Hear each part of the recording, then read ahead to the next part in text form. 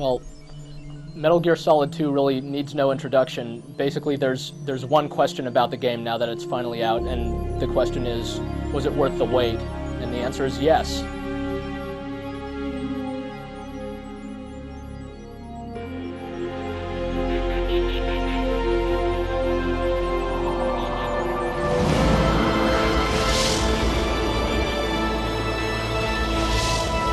Metal Gear Solid 2 is, of course, the sequel to the 1998 PlayStation game that a lot of people regard as one of the best PlayStation games ever, if not one of the best games of all time.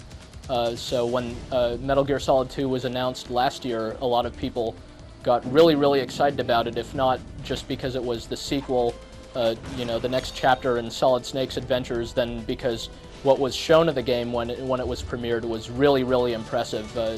Really realistic characters, great music, incredibly realistic animation and motion, and some of the things that were revealed or hinted at about the plot just made it seem really, really exciting.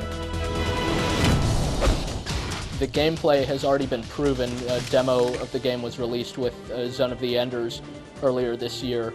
And by and large, Metal Gear Solid 2 does play a lot like that. You're trying to sneak around, you're trying not to be seen because you're alone and you're outnumbered, and the guards you're up against are quite powerful, but the only advantage you have is that they don't know you're there, and you're pretty stealthy. You can get around without alerting them as long as they don't see you. So at your disposal, you start out with a tranquilizer gun, so you could put them out. But otherwise, your best bet is to sneak past them. And in fact, you can't just go around shooting them down, either with deadly weapons or with tranquilizers, because even if you knock out all the guards in a room, sometimes their boss will radio in asking, why they haven't sent in a status report, and reinforcements will pour in, wondering what's up.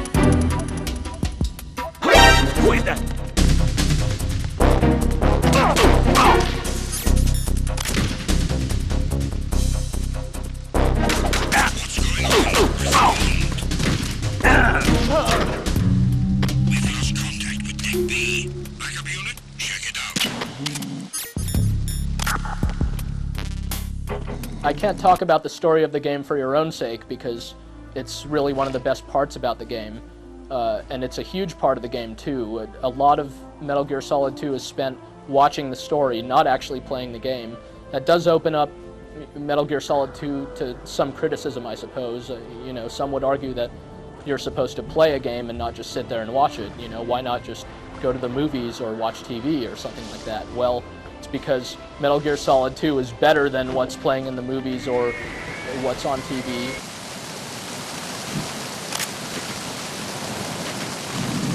Freeze. Huh? The cinematics, the animation there is spectacular. It's easily on par with the best Hollywood movies or best Hong Kong action movies.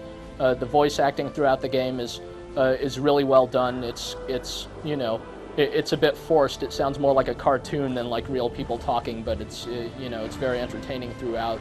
The characters are well defined and interesting and memorable. It's the sort of game that really sticks with you.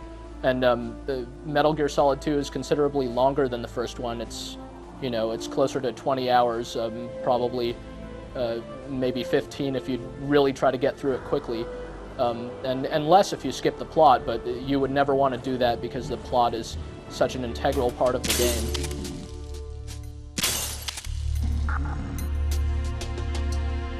One of the things that Konami revealed about the game was that the world of it would be very, very detailed. And in the first trailer that was shown, you'd see these gun battles and all kinds of like bottles bursting and bags of flour popping open and things getting hit and reacting like they would in real life. And another question that people had was, well, would the whole game really be that detailed? And the answer pretty much is yes. It's quite incredible how much you could do within the game world.